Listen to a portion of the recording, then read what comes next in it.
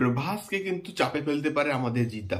So hello guys, আমি Deep and welcome back to my channel Deep exclusive. So এখন আমি এই ভিডিওর মধ্যে বেসিক্যালি একটা বিষয়কে নিয়ে কথা বলবো, এবং এটা কিন্তু অবশ্যই খুবই ইম্পর্টেন্ট একটা বিষয় আমি অ্যাটলিস্ট মনে করি, এবং এটা কিন্তু অবশ্যই বুমেরাং ভার্সেস কালকে এডি 2898কে নিয়ে, এবং জিৎ ভার্সেস প্রভাসকে নিয়ে, এবং এই পার্টিকুলার বিষয়টাকে নিয়ে আমি কিন্তু কথা বলেছিলাম, এবং আমি সবার প্রথম কিন্তু কথা বলেছিলাম যে এই ক্লাসটা কিন্তু হতে চলেছে।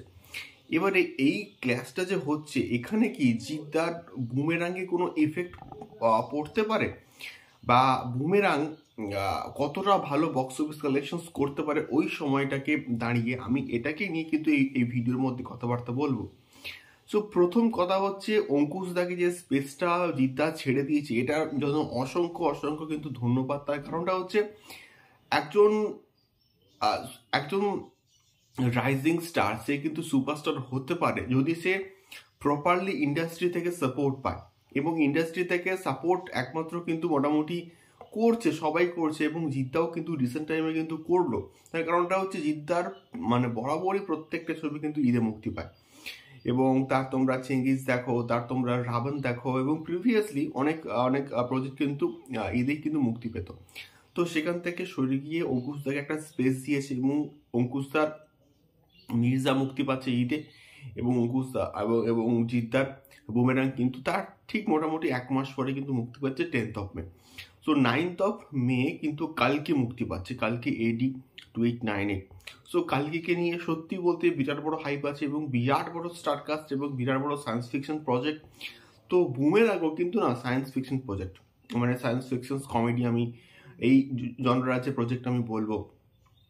সো এখানে অনেকে বলছে যে এখানে কালকি এডি 2898 এই প্রজেক্টটা এবং প্রভাসের যে প্রজেক্টটা আসছে, এই প্রজেক্টটা অনেক অনেক কিন্তু শো পাবে, অনেক শো দেওয়া হবে।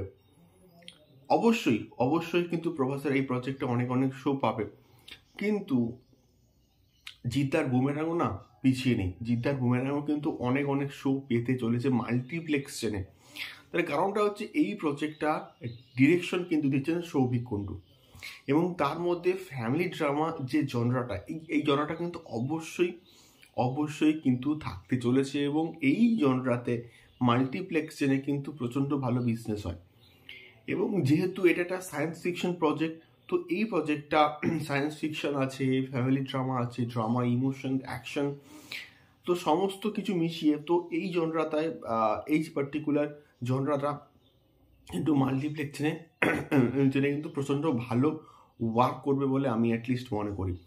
এবং যদি কন্টেন্ট ভালো হয়, কন্টেন্ট কথা বলে, তাহলে তো আর কোনো কথাই নেই, মাল্টিপ্লেক্স চেন সহ আমাদের সিঙ্গেল স্ক্রিনেও কিন্তু দাপটের সঙ্গে ব্যবসা করবে। এটাকে নিয়ে বস কোনো রকম সন্দেহ নেই, শুধুমাত্র কন্টেন্টটাই কিন্তু ভালো হওয়াটা দরকার। যেটা আমি বরাবরই কিন্তু বলে এসেছি যে আমাদের ডাঙ্কি বলি, স্লার বলি, এর মাঝখানে কাবুলিওয়ালা এবং প্রধান কতটা ভালো ব্যবসা করে বেরিয়ে গেছে আমাদের বাংলাতেই, যেটা সত্যি বলতে প্রশংসার যোগ্য, এবং যেটা হওয়াটা উচিত যে বাংলাতে বাংলা সিনেমার দাপট এটা আবারও কিন্তু হতে চলেছে, এবং ওই সময় একটা গরমের ছুটিও কিন্তু পড়বে। তো সব মিলিয়ে এটা আমাদের এক্সপেকটেশন যে ওই সময় না বুমেরাংও কিন্তু ভালো ব্যবসা করতে পারে। এবং শুধু একটাই জিনিস ইম্পর্টেন্ট, সেটা হচ্ছে কন্টেন্ট এবং গল্পটা কিন্তু ভালো হওয়াটা দরকার, তাহলে কিন্তু আর কোনো সিনেমায় কিন্তু বাংলায় রাজত্ব করতে পারবে না। এটাই মিলিয়ে আমার বক্তব্য ছিল, এবং আমি অ্যাটলিস্ট মনে করি এটা ভালো রকমের কিন্তু একটা বিজনেস করবেই করবে। তোমাদের কি মনে হয় আমাকে অবশ্যই কিন্তু কমেন্ট করে শেয়ার করতে পারো। দেখা হচ্ছে পরবর্তী ভিডিওতে। টাটা।